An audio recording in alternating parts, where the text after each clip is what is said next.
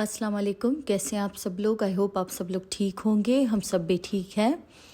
तो कैसा गुज़र रहा है आपका रमज़ान? हमारा अल्हम्दुलिल्लाह अच्छे से गुज़र रहा है और दुआ करती हूँ कि अल्लाह ताला सबका रमज़ान अच्छे से खुशियों बरकतों के साथ गुजारे। और ये था सहरी का टाइम और आज हम लोग सहरी बाहर से लेने आए थे। ऐसे ही मेरा थोड़ा मूड हो रहा था कि सहरी बाहर से करते हैं आज। तो क्योंकि इफ्तारी की थी, उसके बाद बस फिर खाना वगैरह नहीं खाया था, तो ये था कि सहरी थोड़ी हैवी कर लेते हैं। तो ये पाकिस्तानी होटल है इस एरिया में, तो हम उस तरफ आए थे। वहाँ से फिर हमने चने का सालन लिया था और पाए लिए थे, नान लिए थे।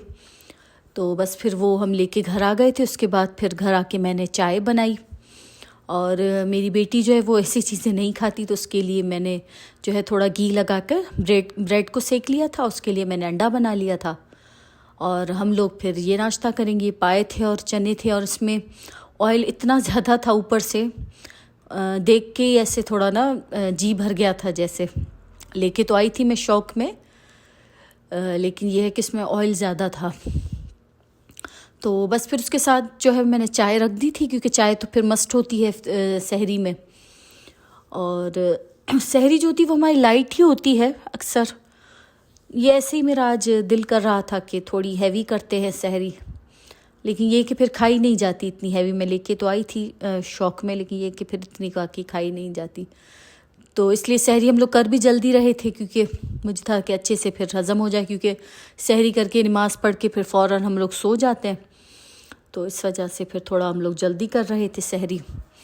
तो यहाँ मैंने बेटी के लिए अंडा बना लिया था और ब्रेड को घी लगा के सेक लिया था। और ये सालन जो है वो मैंने प्लेट्स में निकाल के रखा था। और उसके ऊपर जो ये रोगन था उसको मैंने हटा लिया था, काफ़ी जितना मतलब हट रहा था मुझसे ईजीली, तो फिर वो मैंने हटा लिया था। और अभी जो टाइम है वो 3:45 होने वाले हैं। और वैसे भी हम सहरी थोड़ा जल्दी ही करते हैं, ताकि उसके बाद फिर तहज्जुद पढ़ें और नमाज कुरान पढ़ते हैं हम लोग उसके बाद बैठकर सहरी करने के बाद। तो सहरी हमारी वैसे भी थोड़ी जल्दी होती है। तो बस ये टेबल पे मैंने लगा दी थी सहरी। और ये मेरी बेटी को बहुत नींद आ रही थी, तो वो लेटी हुई थी, क्योंकि वो स्कूल जाती है, तो उसकी जो नींद है वो बिल्कुल पूरी नहीं हो रही आजकल। और ये साथ ही फिर मैंने किचन साफ़ कर लिया था, बर्तन वॉश कर लिए थे। और ये कंटेनर जो आए थे डिस्पोजेबल, तो उनको भी मैंने वॉश कर लिया था, क्योंकि रमज़ान में बहुत काम आते हैं ये डिस्पोजेबल बर्तन। और ये देखिए सार मेरे जो है वो डिस्पोजेबल बर्तन यहाँ रखे हुए हैं, तो ये रमज़ान में बहुत ही काम आते हैं। और ये लेके भी आई थी मैं उस दिन। और अगर कुछ ऐसी चीज़ों के साथ आते हैं तो वो भी मैं वॉश करके रख लेती हूँ, क्योंकि अगर बाहर जैसे वॉचमैन है या किसी को भी अगर देना होता है तो मैं इसमें डाल के दे देती हूँ, तो ईज़ी रहता है।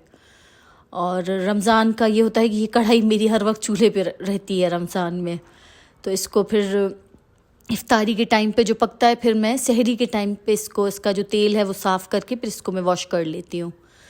तो किचन जो है मेरा जो है पूरा मैंने साफ़ कर लिया था। और यही मेरा रूटीन रहता है, सहरी के बाद किचन जो है मैं क्लीन कर लेती हूँ, ताकि सुबह जब मैं उठूँ तो फिर मुझे मुश्किल ना हो।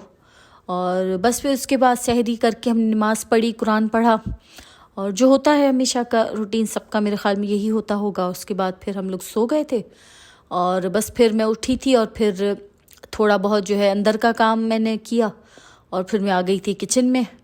और किचन में ही गुज़रता है तकरीबन सब औरतों का जो आधे से ज़्यादा हिस्सा है दिन का, तो मेरा भी यही होता है। तो मैं भी फ़र्स्ट नमाज़ मैंने पढ़ ली थी ज़ोहर की, और फिर मैं आ गई थी किचन में। और आज मैं बना रही थी शुरबा, अरबिक शुरबा जो होता है, सूप भी आप इसको कह सकते हैं, जो ओट्स का बनता है। काफ़ी अच्छा होता है, मज़ेदार होता है, हेल्दी होता है। और यहाँ सऊदी अरेबिया में तो काफ़ी मतलब ये फ़ेमस है। और तकरीबन जो अरब लोग होते हैं उनकी तो तकरीबन सुफ्रे पे ये होता ही होता है। आप चाहे तो मटन या चिकन जिसमें आप चाहे बना सकते हैं, काफ़ी हेल्दी होता है। तो आज मैं वो बना रही थी। मैंने थोड़ा सा मटन लिया था जिसमें बोन्स भी थी, और बोन्स के साथ इसका फ्लेवर और ज़्यादा निकलता है। तो यहाँ मैंने थोड़ा सा गोश्त ले लिया था, उसमें फिर मैं थोड़े से ऑयल में मैंने इसको पकाया थोड़ा। उसके बाद एक छोटी प्याज थी वो मैंने इसमें काट के डाल दी, और थोड़ी 2-3 लहसुन के जवे थे, इसको भी मैंने मोटा मोटा जो है काट कर वो इसमें शामिल कर लिया था। और साथ ही मैंने इसमें मसाले शामिल किए, जिसमें जो फ्रेश कूट के आपको शामिल करने हैं। थोड़ा सा ज़ीरा, तकरीबन 1 टीस्पून के बराबर ज़ीरा, और 1 टीस्पून के बराबर ही काली मिर्च, और तकरीबन 5 से 6 इलायची। इन सबको कूट लेंगे अच्छे से। तो वो मैंने इसमें शामिल किया, और फिर इसको मैंने अच्छे से मिक्स किया ताकि जो है मसाले हैं उसकी खुशबू निकल आए, और थोड़े प्याज लहसुन भी पक जाए। और साथ ही जो मेरे पास टमाटो पेस्ट रखा था वो मैंने इसमें शामिल किया, तकरीबन 2 से 3 टेबलस्पून मैंने शामिल किया। और अगर आपके पास टमाटो पेस्ट नहीं है तो आप इसमें फिर, अगर टमाटो प्यूरी नहीं है घर में, तो फिर आप इसमें 1 टमाटर काट के वो भी शामिल कर सकते हैं। और फिर यहाँ जो टमाटो पेस्ट मिलता है बाहर से रेडीमेड वाला, तो वो मैंने 1 टेबलस्पून के करीब शामिल किया। वो लाजिम इसमें जाता है, टमाटो पेस्ट जो बाहर से मिलता है, तो उसका फ्लेवर काफ़ी अच्छा इसमें आता है। तो थोड़ा सा मैंने वो इसमें शामिल किया। बस सब चीज़ें इसमें शामिल करके इसको मिक्स करना है, और इसमें उसको फिर पकने रख देना है। और यहाँ जो ड्राई लेमन आते हैं 2 मैंने वो शामिल किया, और असल जो शोरबे में खुशबू आती है वो ड्राई लेमन्स की ही आती है। तो इससे इसका जो फ्लेवर है और खुशबू जो है वो बहुत अच्छी निकलती है। तो ये आप लाजिम इसमें शामिल करिएगा, ड्राई लेमन।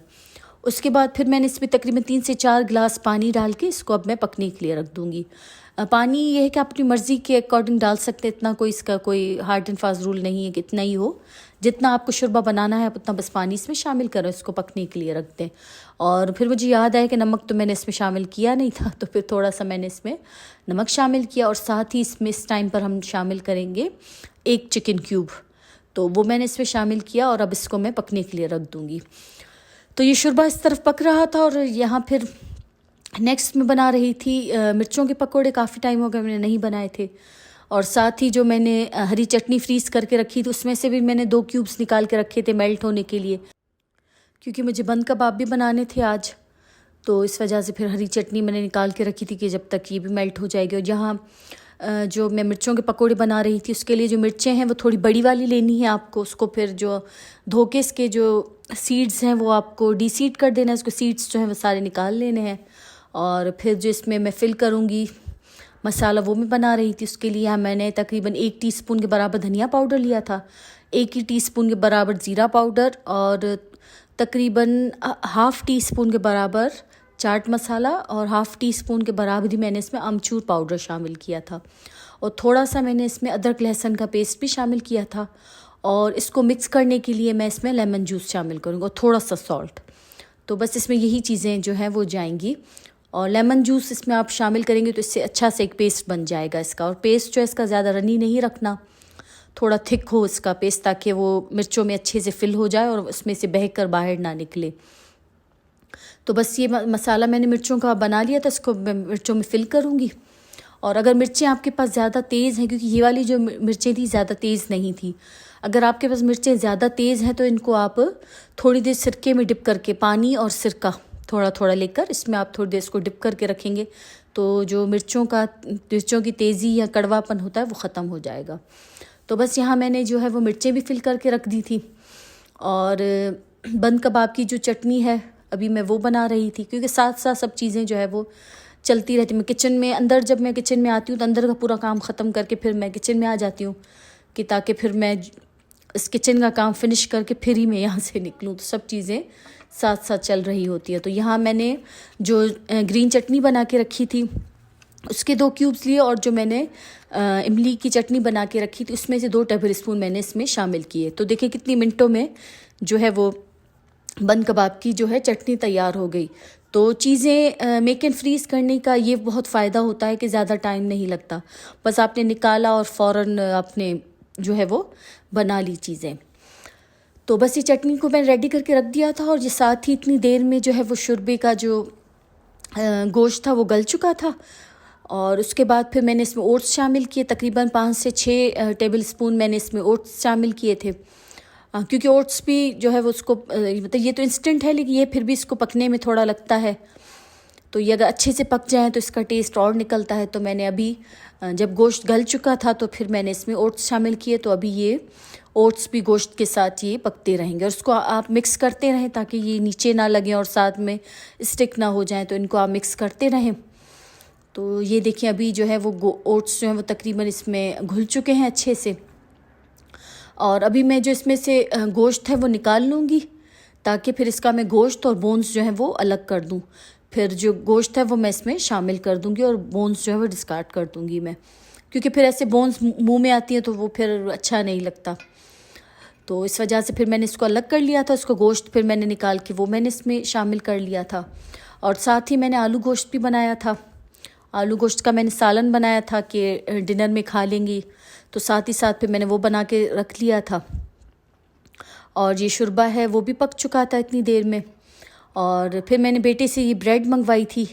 ये ब्रेड भी बहुत अच्छी लगती है शुरबे के साथ। ये थोड़ी क्रिस्पी होती है, मतलब इसका जो ऊपर की लेयर होती है वो काफ़ी कड़क सी क्रिस्पी सी होती है और इसके ऊपर तिल लगे हुए होते हैं, तो इसका फ्लेवर जो होता है बहुत अच्छा होता है।